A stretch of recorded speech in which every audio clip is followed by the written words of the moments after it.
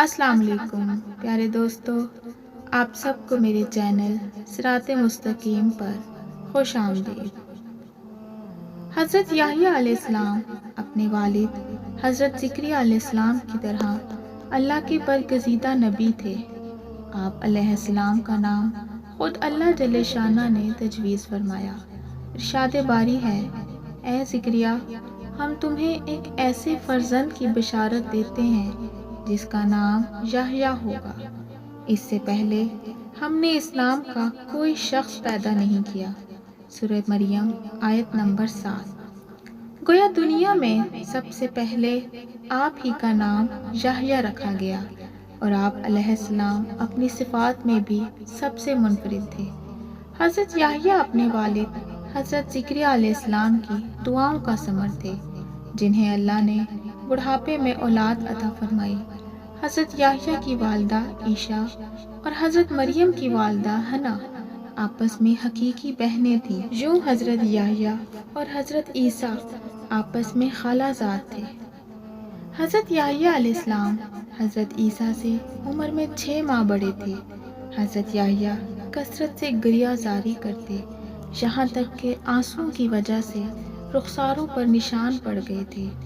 ایک روز والدین ان کی تلاش میں نکلے تو دیکھا کہ وہ جنگل میں ایک قبر کھودے اس پر کھڑے زاروں قطار رو رہے ہیں۔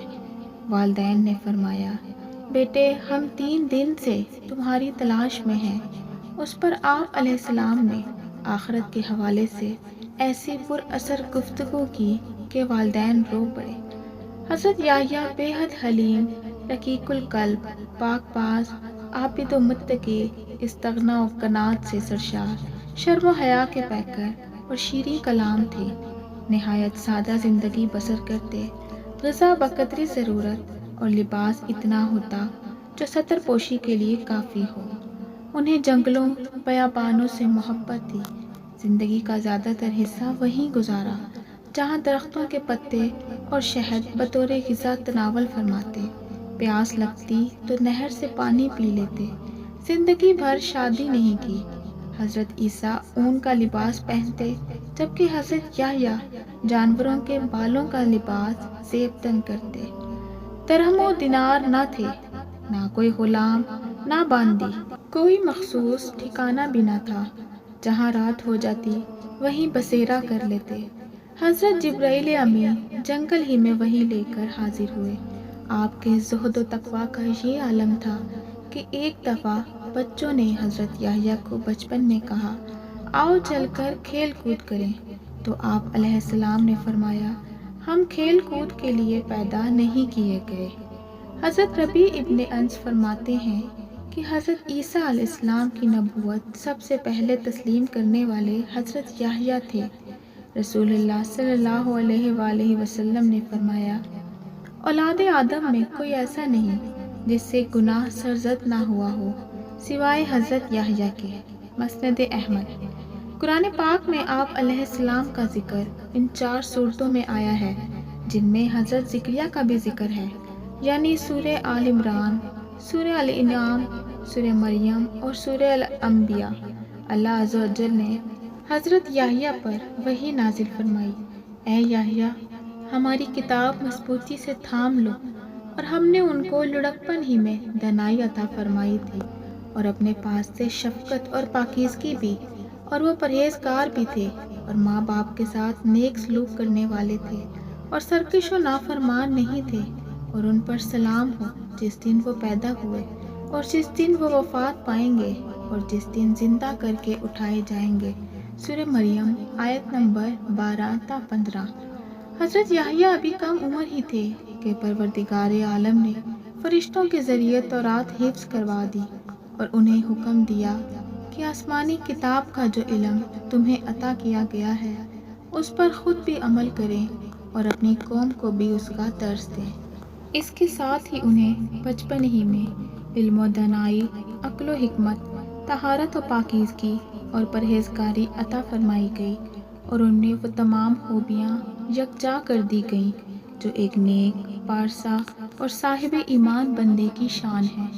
گناہوں، نافرمانیوں اور سرکشی سے کوسوں دور، والدین کے فرما بردار اور مخلوق خدا کے خدمت گزار حضرت یحییٰ اپنے والدین ہی نہیں بنی اسرائیل کے لیے بھی اللہ تعالیٰ کا ایک بہت بڑا انعام تھے۔ آپ علیہ السلام کو اللہ تعالیٰ کی طرف سے تینوں حالتوں میں سلامتی ملی، یعنی پیدائش کے دن، موت کے دن اور یوم حشر۔ دراصل یہ تینوں مواقع کسی بھی انسان کے لیے سخت وحشت ناک ہیں۔ انسان ماں کے پیٹ سے نکلتے ہی ایک نئی دنیا دیکھتا ہے جو اس کی مختصر سی تاریک دنیا سے بہت زیادہ مختلف ہوتی ہے۔ موت کے دن اس کا واسطہ ایک اور دنیا سے پڑتا ہے۔ پھر جب اسے قبر سے زندہ کر کے اٹھایا جائے گا تو وہ اپنے آپ کو میدان حشر کی ہولناکیوں میں گھرا پائے گا۔ بس اس آیت میں ان تینوں مقامات اور مواقع پر اللہ تعالیٰ کی طرف سے حضرت یحییٰ کے لیے سلامتی کا اعلان کیا گیا۔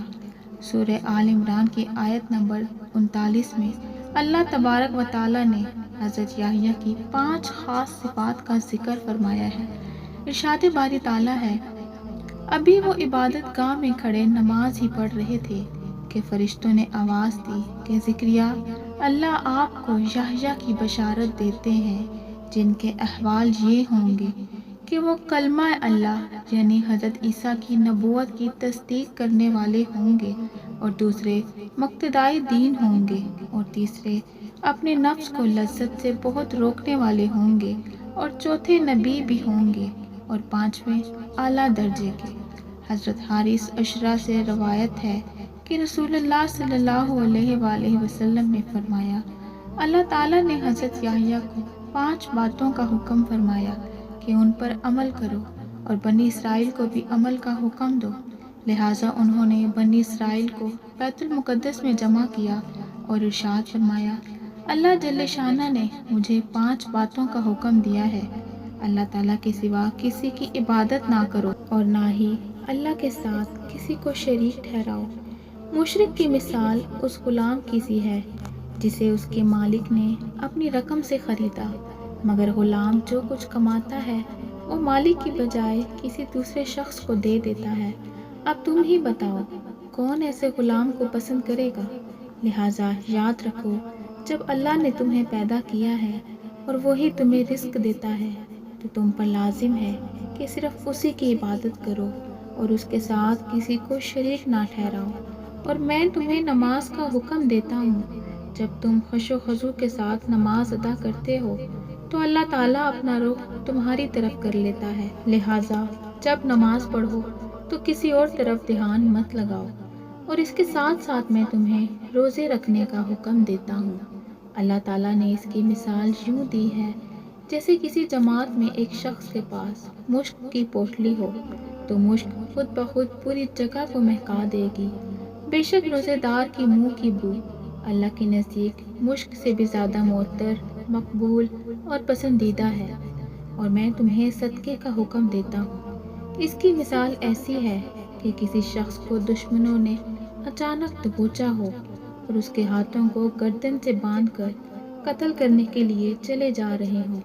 اس نا امیدی کی حالت میں وہ کہے گا، کیا میرا پورا مال لے کر میری جان بخشی ہو سکتی ہے؟ اور اس بات میں جواب پا کر جان کے بدلے ساری دولت قربان کرنے کو تیار ہو جائے گا۔ 5واں حکم یہ ہے کہ دن رات کثرت سے اللہ کا ذکر کرتے رہا کرو۔ اس کی مثال ایسی ہے کہ ایک شخص جو دشمن سے بھاگ رہا ہو اور دشمن تیزی سے اس کے تعاقب میں ہو، وہ شخص بھاگ کر کسی مضبوط قلعے میں پناہ گزین ہو جائے۔ مسند امام احمد۔ حضرت یحییٰ کی وفات کا واقعہ یوں ہے کہ یہودیہ کا بادشاہ ہیرود ایک عیاش شخص تھا جس کی وجہ سے پورے ملک میں فسق و فجور پھیل رہا تھا۔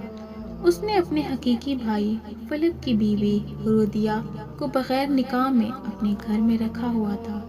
حضرت یحییٰ چونکہ نبی تھے اور دعوت حق کا فریضہ سر انجام دیتے تھے، انہوں نے بادشاہ کی ان فحش حرکات کے خلاف آواز بلند کی، جس کے نتیجے میں انہیں گرفتار کر کے قید خانے میں ڈال دیا گیا۔ تاہم بادشاہ ان سے ڈرتا بھی تھا۔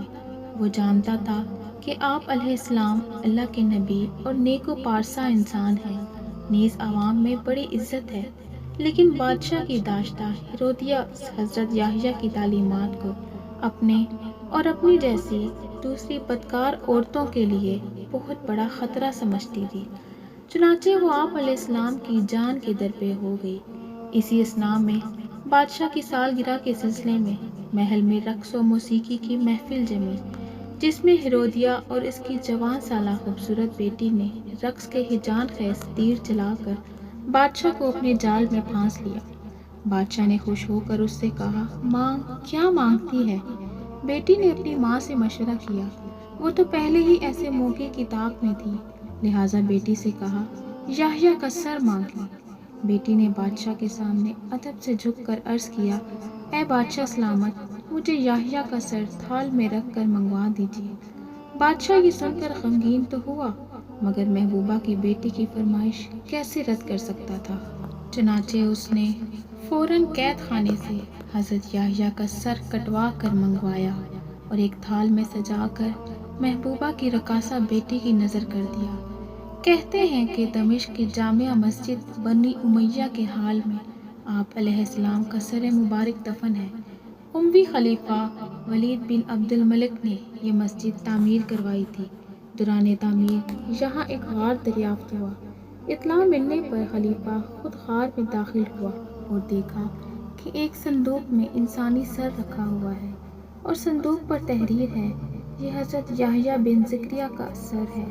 ان کا چہرہ اور بال اپنی اصلی حالت میں تھے، یوں لگتا تھا جیسے ابھی شہید ہوئے ہوں۔ دنیا میں اس سے زیادہ بدبخت کوئی نہ ہوگا جو ایسی مقدس ہستی کو قتل کرے، جو نہ کسی کو ستائے اور نہ کسی کی مال و دولت پر نظر رکھے، بلکہ اس کے برعکس بغیر کسی اجرت کے اپنی زندگی قوم کی اصلاح اور خیر خواہی کے لیے وقف کر دے۔ چنانچہ نبی کریم صلی اللہ علیہ وآلہ وسلم نے اسی بنا پر سیدنا ابو عبیدہ رضی اللہ عنہ کے اس سوال پر کہ قیامت کے دن سب سے زیادہ عذاب کا مستحق کون ہوگا، یہ فرمایا تھا، وہ شخص جو کسی نبی کو یا ایسے شخص کو قتل کرے جو بھلائی کا حکم کرتا ہو اور برائی سے باز رکھتا ہو۔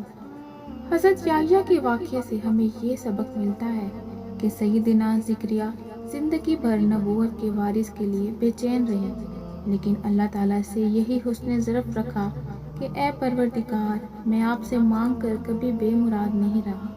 اللہ تعالیٰ اپنے بندوں کو آزماتا ہے، نعمت و رحمت کے حصول میں طویل صبر آزما انتظار کی صعوبتیں بھی اٹھانی پڑتی ہیں۔ اللہ تعالیٰ کے فضل و کرم سے جب یہ نعمت پوری طرح حاصل ہوتی ہے تو ہمارا معاشرہ مجموعی طور پر خوشی و مسرت کا اظہار کرتا ہے۔ اگر اولاد کی خوشی میسر آ جائے تو اتنے بے خود ہو جاتے ہیں کہ حدود و شرع کی پامالی کا کوئی احساس ہی نہیں رکھتے اور بے تحاشا فضول خرچی کی جاتی ہے، اور ہر سال اس کی پیدائش کے دن یہ عمل دہرایا جاتا ہے، یعنی اس نعمت کے حصول کے لیے تو دل و جان سے اللہ کے حضور حاضر تھے، مگر اب جب کہ وہ نعمت حاصل ہو گئی ہے تو شریعت کو پس پش ڈال کر خلاف ورزی پر اتر آئے ہیں۔ اولاد کی تربیت کو ملحوظ خاص نہیں رکھا جاتا۔ والدین کے لیے اولاد کی تربیت تعلیمات نبوی صلی اللہ علیہ وآلہ وسلم میں وضاحت کے ساتھ موجود ہے۔